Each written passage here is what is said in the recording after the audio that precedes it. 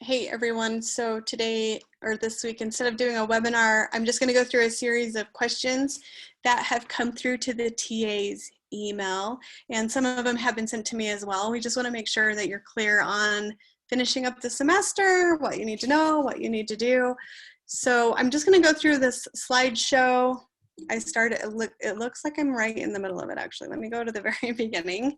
That way, hopefully we can answer any questions that you might have or that your group might have and be able to kind of help you figure out what it is you need to do to finish this thing up. So first question that we have, okay, sorry, I'm trying to figure out where to put this little video. I'll just leave it where it was at. Do you get penalized for going over the time limit? So your videos are due this week, and that's because you're going to be watching each other's videos for the final. So be sure to get that done. But if you go over the time limit, yes, you will be penalized. There is a reason why it doesn't say 5 minutes to infinity, like choose whatever you want. Part of it's because when we're grading, there's a lot of videos that we need to watch, and we also have lives. I know it's a shock, but I mean, we do. So be looking out for that. What if you are under? What if you go 4 minutes and 30 seconds? That's still too short. With a digital era, we can get things pretty tight. If you go 4 minutes and 55 seconds, I mean, that's grace, right? 15 seconds on either side is grace, it's fine. But anything beyond that, then you might want to consider if your presentation is too long or too short and adjust accordingly. Okay, so next question. Is a source that is cited in the textbook counted as an academic source? So this question made me laugh when I read it because, and it's nothing personal, but what it sounds like to me is that someone doesn't really want to go and do other research, which is my line of thinking, probably because I'm lazy. But that's what I thought of when I saw this. So technically, anything that's inside of your textbook is counted as an academic source. However, it's part of the textbook. So you can't use 3 different sources that that the textbook authors quoted to count as your 3 sources. It just counts as one, the textbook. So just be mindful of that. Remember, the purpose of these assignments is to push your knowledge. We want to make sure that you know how to find academic literature. We want to make sure that you even know what it is. And we want to make sure that the sources that you find and the projects that you do are adding to your knowledge base, not just regurgitating what you've already learned. That's what high school was for. Okay, next question. Where will our final grade be located? Now, this depends. If you started the semester in the online class and you've only been using Canvas, then your final grade will be in Canvas. If you were in the face-to-face class on Monday nights, your grade will be in Canvas and on Learning Suite. So what I've decided to do is we're just going to do simple math. We're not going to weigh one assignment more than another assignment or section of assignments, nothing like that. We're basically going to add your Canvas points to your Learning Suite points and then divide them by the total points that are required for the course, and that will be your grade. So you can do the same math so you can figure out what your grade will be. If you feel like that's a little much, then I mean, you can always consider doing the pass-fail thing, but shouldn't be too bad. Sorry, a little snarky today. I think I've had too much caffeine. Okay, what do I do if I feel like one of my group members didn't do enough work? All right, I have a lot of things I need to say about this, and if you've watched some of my other videos when we started talking about these group projects, you may have picked up on this and you may not have. But there's a lot I could say because I have some very strong opinions about this. Group work we assign to you for 2 reasons. One, we want to make sure that you can work with other people, because rarely to never in a work environment do you work alone. You do work alone. I'm not saying it doesn't happen. I'm just saying it's likely that you're going to work on a team, particularly if you are in the communication field. The other reason is for grading, actually to help us manage grading in these larger classes, which you are all in. Another reason is to see, like, how do you negotiate this experience? We're actually trying to teach you what are called soft skills, which are interpersonal communication and people skills. And that's one way that we meet that objective is by doing group work. So if you feel like someone in your group isn't doing enough, there's a couple of questions I have for you. One, what are your expectations about what your group members should be doing? Two, is that clear? Three, are you the leader of the group and therefore you could talk to the person about it? Four, maybe you need to focus on doing your own work first and stop worrying about your group member. So this is my tip for you. You need to divide up the work, and we're going to talk about that later in the slideshow. Don't do someone else's work. And if you're having a major problem, like someone's just not showing up and being present, don't do their work and let us know. We can handle it from here. It's not a problem. We can subtract grades. It's not a problem. So just make sure that you get your own work done. And then if it's a major problem because someone is completely unpresent, then let us know and we'll kind of take it from there. All right, next question. What grade do I need in this class to apply for the COMMS programs? Okay, the module that Abby and Taylor just did is an excellent source. They just added a module on to the very end specifically to address these questions. Normally we would have talked about this in class or we would have had a webinar on this. And so we thought maybe a better way would to have something with really specific information, which is the slideshow that Abby put together for you, and then Taylor set it up as a module. So just generally you need a B or higher. However, the application process itself is incredibly competitive. And so you're going to want to represent yourself the best you possibly can.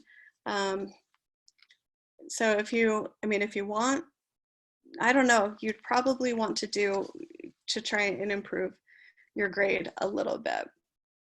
Okay, so how should we divide up the work for recording the presentation? This depends on how your presentation is set up. I would suggest a couple of things, and if you signed up for time to meet as a group with me, I've mentioned this to a couple of the groups, but not everyone has to be in the recording. It might be that you assign someone to write the script, you assign someone to do some research, you assign someone to do the slideshow, you assign someone to voiceover, you assign someone to edit, you assign someone to do any combination of those things. And therefore, everybody gets a chance to work on the presentation. Some of these things can take a lot of time, and I want you to know that I'm aware of that. And so divide your work up accordingly. What happens if you have someone who's like, I'm a great editor, I'll edit everything and I'll submit it, and then they don't do that? Well, because I said don't do someone else's work, then you submit it, what you have, to us and tell us the story, and we'll take it from there. So please don't worry, please do the best you can and have fun with it. Play to everyone's strengths. That's the ideal here, is that you want to use and work with everyone in a way that will best represent all of you. Therefore, you want to play to everyone's strengths. Okay. Is it okay to change our thesis if the research doesn't support our original idea? The answer is yes, you can change your thesis. If you choose to change your thesis, you need to let us know as soon as possible because we need to give you some feedback, and these videos are due this week.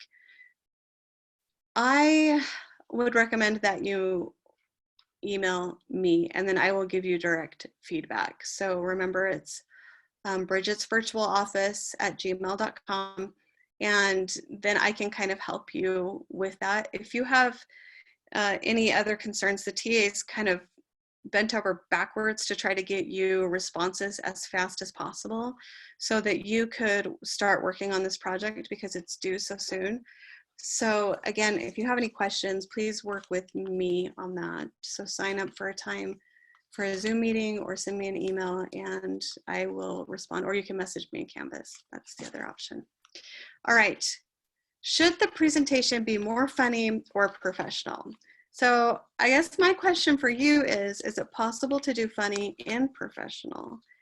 So what does it mean to be professional? What's a professional video? I think some of the best videos I've ever seen were funny and professional. What that means is you can have some jokes in there, you can have some satire, you can have some irony, and it can still be professional because the presentation itself is professional. Your voice sounds professional, you have a tight script, the slides are very well done. You can see kind of I'm building some expectations as well around this, like what we're looking for. So it's possible, if you feel like you're not sure or you're uncomfortable, always err on the side of professional, right? It'll make it easier. If you try to be super funny, that can also, being super professional never backfires. Trying to be super funny and not being sure of your audience can super backfire. So err on the side of professional if you feel like you need to. Okay, so how does the pass-fail grade system work this semester? So this is something that they instituted. I'm just gonna move my little video here so you can see the whole slide. This is something that doesn't take effect until after the semester is over. So if you're really seriously considering the pass-fail grade option, there's a link that I've added right here where you can click on this and it will take you to BYU's official statement about what this is and how you work with that. It's all done through the registrar's office, which is not something that I even dealt with. That's like kind of outside of my expertise. But this is at least the information about it, so that if you need to, you can get some information about it, and then you'll be able to kind of go from there. Oh, I have to have one weird technical difficulty every time I do this. So here we go. If you're in the face-to-face class, you know this. This is just like part of how we roll. You have to have one weird thing happen every time. Okay, so that's the pass-fail thing. I would highly encourage you to do your best to keep your grade. Particularly if you're planning on going to graduate or professional school. I mean, if it's not failing, but I would try to keep your grades if you can, the grades that you've worked for so far. Okay, so one of the other questions that we've had, let me move my little bar here from the recording, is what counts as an academic source? I think this is a really good and very legitimate question, particularly for a 101 class. I have put this video in here. I'm not going to show it to you because we're going to send the link out for this in addition to the video so that you can go in and you can watch this. It's really great. It's from an Australian university where they explain what they're calling it a scholarly source. We would call it an academic source. They're synonyms, so they mean the same thing. So if you have this question, I would recommend that you watch this particular video. Which leads us to this. Do you need to cite your sources? And if so, where do you put them? So yes, you need to cite your sources. I say always, otherwise it's plagiarism. So if you get to a point where you're taking an ethics class of any kind on campus or a writing class where you really delve into plagiarism, you'll see that basically if anyone else kind of thought that idea that you had and published it before you, it's legally their idea and you're in fat trouble. So I just say, if you think someone else might have had the same idea, cite it, try and figure out where they might be. If you can't find it, it's your original idea, then it's yours, right? You just keep it in your name. But otherwise, you want to make sure that you're citing as much as possible. Your theses, for example, if you mentioned a theory, which a lot of you did from the ones that I looked at, you want to cite where you got that theory. You want to cite where you learned about it. So in our case, it'd be your textbook. But make sure that you're citing that because it wasn't your theory, it wasn't your idea. The other thing is you can cite in MLA or APA. Both of them can be used, but you need to have some kind of citation process that you're using, and you always put those resources on the last slide of your presentation. You can email them. It's not my preference. Please don't do it. But if something happens, it just happens every once in a while, someone will submit their presentation and they have their resources and they were just going to copy and paste them off a doc and put them onto the slide or something, and then they forget. So in that, if you have a case like that, just submit them as soon as you remember, and we'll kind of go from there. But yes, you need to have citations. Okay, excuse me. Is there any extra credit? Yes, I am a little too much about extra credit options. If you remember, I sent out this link to all of you at the beginning of the semester.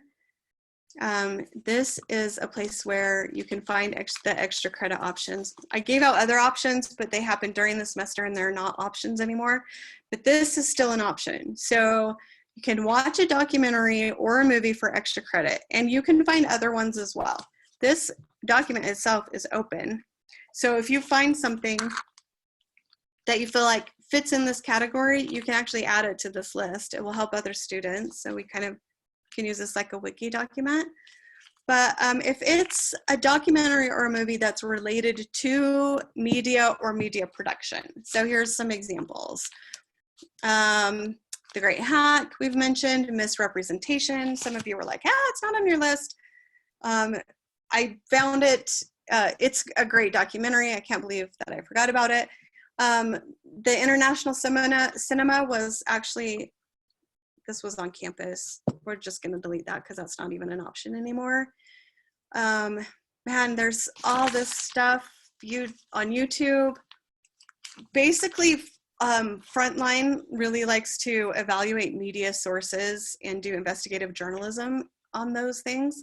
You can look there. Movies like Good Night and Good Luck, All the President's Men, if you can find an edited version of it. The Post, which was a movie Tom Hanks was just in not too long ago about the Washington Post. So this one is a little bit of a tangent, but it kind of gives you an example of another option, The Secret Life of Walter Mitty. This one, if you've seen it and you remember, this is kind of about the decline in print media and how it affected the industry. So this is another one that you can use. You can find other movies that kind of have that underlying current about media history. Trying to think. Oh, another one that's come up a lot, and I can add this here while I'm thinking about it, is the Tiger King. And the reason why this one works is because they're talking a lot about social media, but also throughout the series, it talks about how they made the documentary and how crazy that process was as well.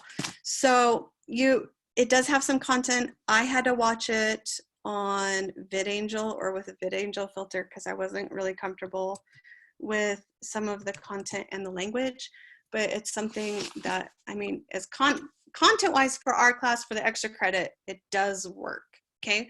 So hopefully that'll give you a suggestion for where you can do extra credit. So with this, you watch the documentary, you write a 1,000 word reflection paper. So something that's been coming up a lot lately is what is a reflection paper, which surprises me.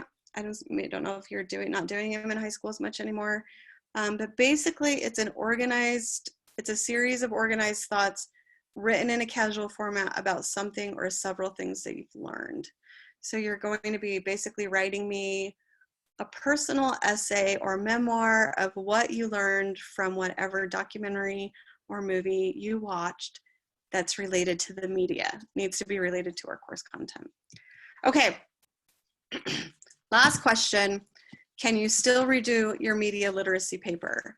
Yeah, as long as it's done by Wednesday at midnight-ish. So that's still an option. Get on it. I mean, if you're gonna do it, there's a lot going on with this, I suspect with a lot of your classes. So I hope these help. If you have any other questions that come up or any other concerns, again, please email us. We want to be here, help you kind of finish out this semester. We don't want people to have to resort to the pass and fail thing. So let us know how we can help you, and have a great week.